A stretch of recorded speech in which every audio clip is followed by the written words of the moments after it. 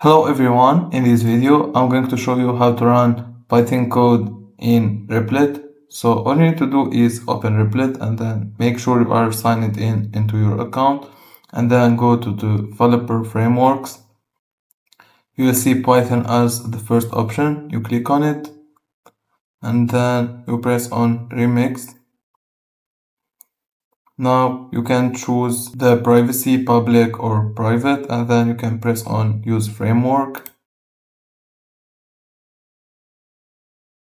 Now, as you can see, the system is starting up. You should wait some time and then you will see run.replit entry point. You press on it.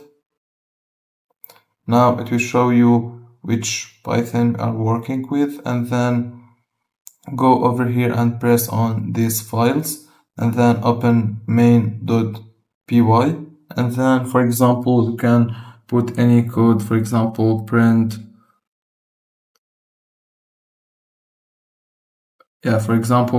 hello world.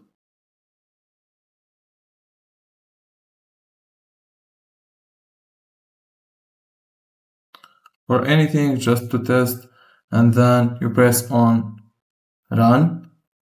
Now when you go to console you will see hello world and you can see it is working.